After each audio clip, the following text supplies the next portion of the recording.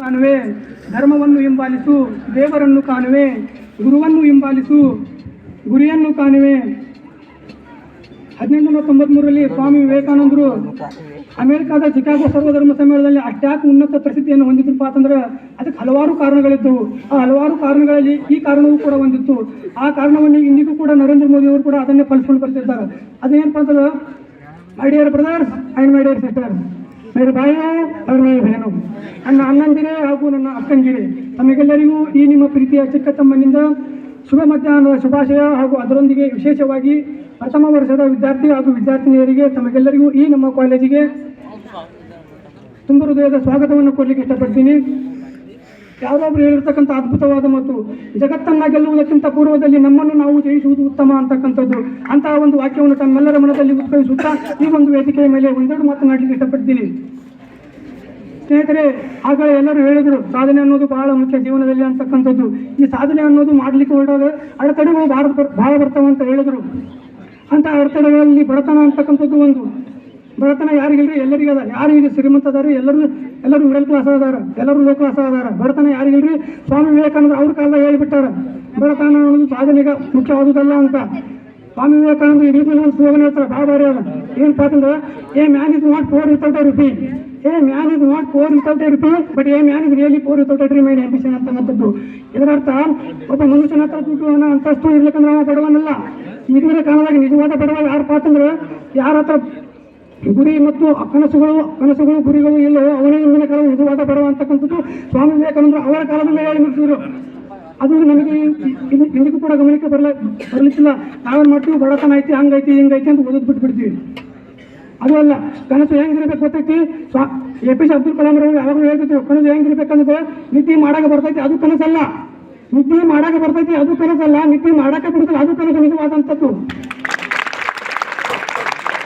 ಕನಸು ಒಂದು ಕಾಣಬೇಕಂದ್ರೆ 30 ಸೆಕೆಂಡ್, ಬರೀ 30 ಸೆಕೆಂಡ್ ಕಣ್ಮಿತ್ರಿ. ಎಲ್ಲರೂ ಬರೀ 30 ಸೆಕೆಂಡ್ ಕಣ್ಮಿತ್ರಿ. ಒಂದು ವೈಟ್ ಇನೋವಾ ಕಾರ್ ಹೇಳಿ, ಒಂದು ವೈಟ್ ಇನೋವಾ ಕಾರ್ ಹೇಳಿ, ಮೇಲೆ ರೆಡ್ ಲೈಟು, ಮುಂದಿನ ಸೀಟ್ ಒಳಗೆ ಡ್ರೈವರ್ ಕೂತಾನ, ಡ್ರೈವರ್ ಮಗಳಾಗ ಒಬ್ಬ ಗನ್ಮ್ಯಾನ್ ಕೂತಾನ.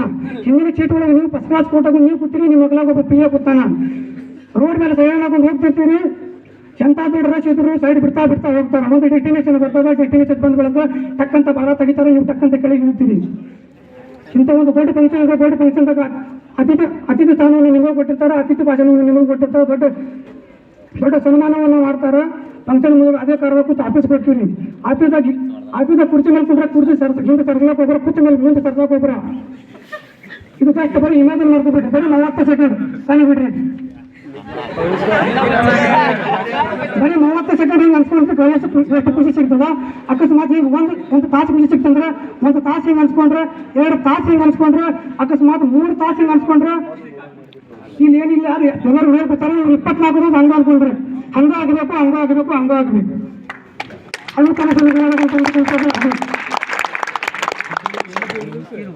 ಇನ್ನು ಕೆಲವೊಬ್ರು ತಮ್ಮ ಕೋಪವನ್ನು ಕಳ್ಕೊಂಡ್ಬಿಟ್ಟಾರ. ಏನಪ್ಪ ಅಂತಂದ್ರೆ, ಆರ್ಮಿ 4 ವರ್ಷ ಆಗೈತಿ, ನಾ ಆರ್ಮಿ ಹೋಗೋದಿಲ್ಲ. ಮತ್ತೆ ಸ್ಟೇಟಸ್ ಇಟ್ಟರೆ ಅವರು 4 ವರ್ಷನೇ 4 ದಿನ ಹೋಗೋದು ಆರ್ಮಿಗೆ. ಅದು ಎಲ್ಲ ಸ್ಟೇಟಸ್ ಇದೆ ವಾಟ್ಸಪ್ದಾಗ ಓಟ್. ಅದು ಅಂತ ವಿದ್ಯಾರ್ಥಿಗಳಿಗೆ ನಾನು ಒಂದಿಷ್ಟು ಮೋಟಿವೇಶನ್ ಕೊಡ್ಲಿಕ್ಕೆ ಇಷ್ಟಪಡ್ತೀನಿ. ಏನಪ್ಪ ಅಂತಂದ್ರೆ, ಒಬ್ಬ ವೀರ ಸೈನಿಕ ಯುದ್ಧಕ್ಕೆ ಹೋಗುವುದಕ್ಕಿಂತ ಪೂರ್ವದಲ್ಲಿ ಒಂದು ಲೆಟರ್ನ ಬರೆದಿಟ್ಟು ಹೋಗಿರ್ತಾನೆ. ಯುದ್ಧದಲ್ಲಿ ಪ್ರಾಣವನ್ನು ಕಳೆದುಕೊಂಡಿರ್ತಕ್ಕಂಥ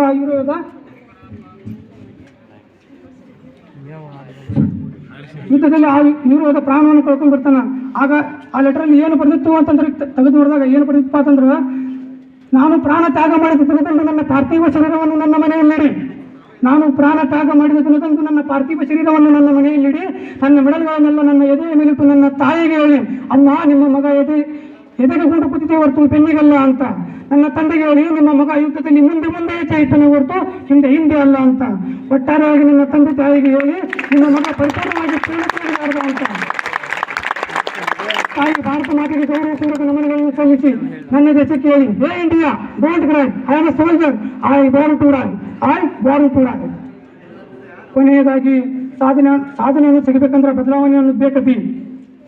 ಹವ್ಯಾಸ ಬದಲಿಸಿ ನೋಡು, ಅನೇ ಬರಹ ಬದಲಾದೀತು.